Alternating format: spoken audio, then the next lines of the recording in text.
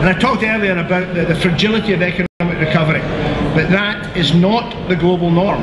Emerging economies are continuing to grow at impressive rates. For example, China grew over 10% in 2010, becoming the world's second largest economy. And these growing markets create an opportunity that Scottish business should exploit. And that's why I was delighted last September to officially launch Smart Exporter. Smart Exporter is a £7.6 million 3-year programme delivered in collaboration with the Scottish Chambers of Commerce and Scottish Development International, and it aims to help Scottish companies become more able to trade internationally. Training is available for businesses at various stages of their international development, including companies that haven't previously considered moving into new markets, businesses taking their first tentative steps internationally, and existing exporters. And I'm pleased that Anne McCall, Scottish Development International's Chief Executive, will be addressing the conference this afternoon, and I'm sure that she'll say more about how SDI are contributing to the internationalisation agenda. Moving on to look at energy, there's no doubt that our natural resources and energy expertise give us a huge competitive advantage in the global shift to low carbon. We've developed a comprehensive strategy to build a low carbon society, a low carbon economy in Scotland. We've got the Climate Change Act that provides certainty, not least in terms of business investment, about Scotland's low carbon future. We've got our low carbon economic strategy highlighting the opportunities for business in this fast growing part of the labour market, and a renewables action plan is focused on increasing investment, creating jobs and capitalising on Scotland's vast renewables potential. Just let me posit that. Our vast renewable potential reported by the UK government last year is 206 gigawatts, when our peak electricity demand in the winter is 6 gigawatts. This is genuinely huge, and increasingly Scotland is being seen as the land of green energy delivery. We can look back on 4 years of progress. Since May 2007, the Scottish Government has given consent to 39 major offshore renewables projects, more than double the figure of the previous administration. We've established the Scottish European Green Energy Centre in Aberdeen, which is instrumental in moving Scotland to the heart of the EU activity in low carbon, with the EU now realising that Scotland is crucial to them making their renewables targets, their security of supply, and their contribution to climate change. And in its first year, our Scottish European Green Energy Centre has secured €100 million of investment from Europe in Scotland. And we've worked with industry to develop the National Renewables Infrastructure Plan, and that is now manifesting itself as a fund of £70 million to invest in port and near port manufacturing locations for offshore wind turbines and similar developments. And we're seeing indigenous firms such as Bifab over in Mather, Scottish Power, Scottish and Southern Energy, all have got going from strength to strength within this sector. And we've attracted major investment from companies like Mitsubishi and Gamesa from Spain. And these companies and their decision to invest in Scotland demonstrate how the renewable revolution is genuinely gathering pace, and how we have the vision, the infrastructure and the skills to be a world leader in this rapidly growing industry. Scotland has won the lottery of life yet again on this, and out in Delhi last year, listening to Thomas Friedman, the Pulitzer Prize winner, talking about in the 60s and 70s with the space race, 2 countries competing and only one winner and one distinct loser. This is now the Earth race, where we can all win, we can all contribute. Scotland, more notably than anyone else on the planet, I do believe. And the issue here is the fact that we're going to see the population that was 2.6 billion when I was born hit 9 billion in 2050, with more and more people wanting to live an American lifestyle, more and more people needing clean green electrons if they're going to be educated and make an economic contribution. So Scotland's got a great position to leverage here. But energy is just one of the key sectors we've got. We've got many jewels in the crown. Tourism is another key element in the Scottish economy. It's currently valued at $4 billion and employs 215,000 people. But for me, it's actually more important than its direct benefit. For me, this is the showcase of who we are, the mechanism with which we connect with the planet, to show Scotland as a welcoming place where people can come and come back again, tell others to come and buy a home here, come and invest here, come and make their full-time career in Scotland.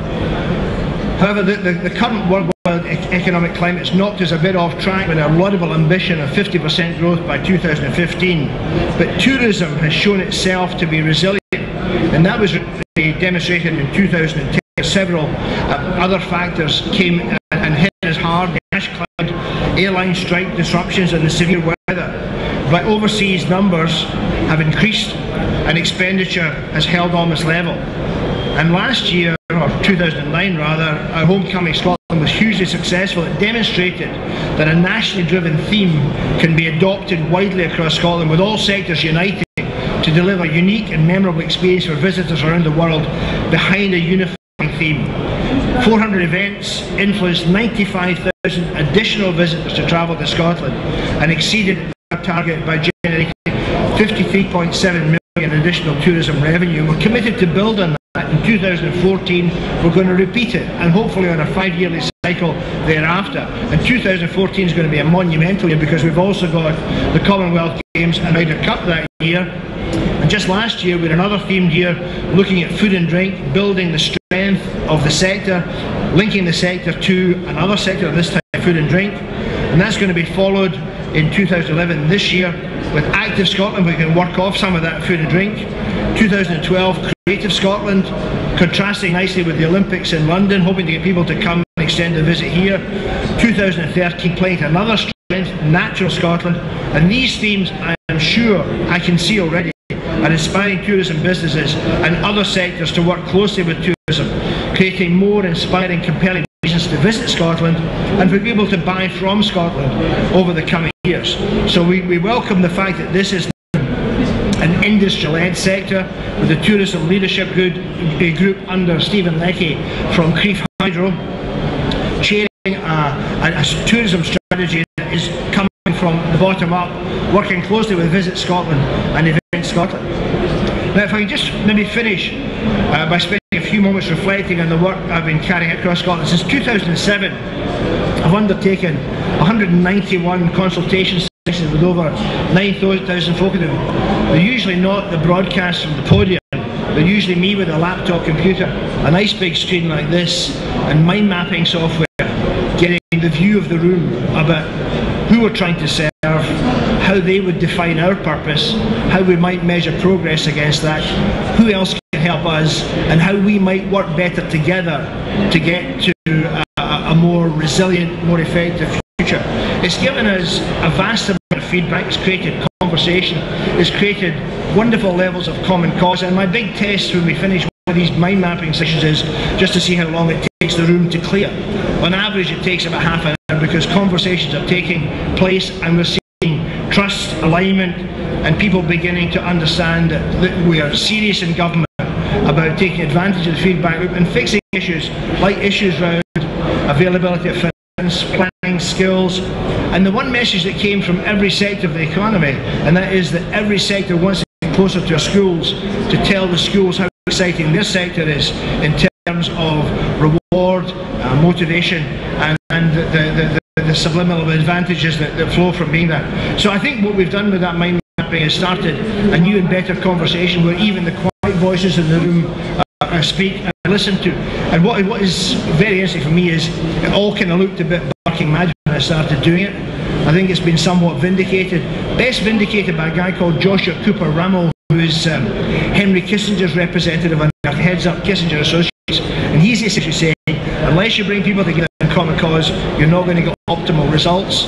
And the more we bring people together in common cause, the more we can make our economies with resilient immune systems able to handle anything and come back stronger.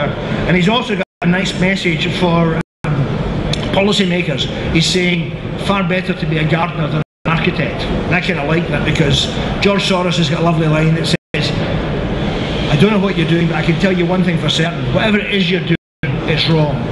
Your only hope is that you're working on a fruitful fallacy. Well, we're working with you, and in Scotland we're working on some fruitful fallacy, and that is that this country can be really again. This country can get back on its feet, gain the powers, and utilise all it's got. There's only 4 things you need in the 21st century to have a fantastic future, and that is energy, water, food, and smart people. We qualify on all that, and Scotland's open for business and open to have a new beginning in moving forward. forward. There are challenges ahead, but there's lots of opportunity to position Scotland right at the forefront of that, whether it's in developing a renewable energy, life sciences, or even just the ethos of the way we do business. I recently came across two guys, Ken and William Hopper, whose dad was a lecturer here at Anderson's College back in the 40s and 50s. The guys in their 80s now, and they've written a new book called The Puritan Gift, explaining why the West, and America in particular, was strong between 1850 and 1950.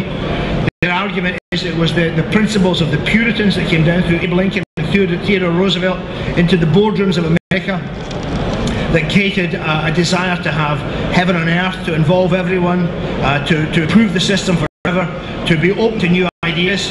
And they pinpointed the cancer started as early as 1911 when Frederick Taylor arrived with his stopwatch and started essentially time and motion studies on working folks, and created the gap between worker and management, where management also succumbed to the fantasy of scientific management, that they could go from agriculture to production to retail to engineering to banking without deep domain knowledge, and also sanctified the MBA and Wall Street, City of London attitude about it being okay to thrash the assets and not give a button about customers or even shareholders or employees or suppliers or consumers in order to maximise short-term profits. And they're essentially saying we've got to wake up, swing the pendulum back, have a new ethical beginning around the concept of shared value that's coming through from Harvard in the shape of Professor Michael Porter and Rosabeth Moss-Cantor.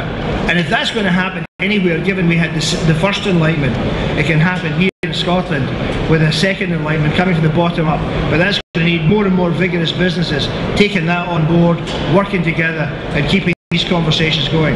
So thank you for listening today. I regret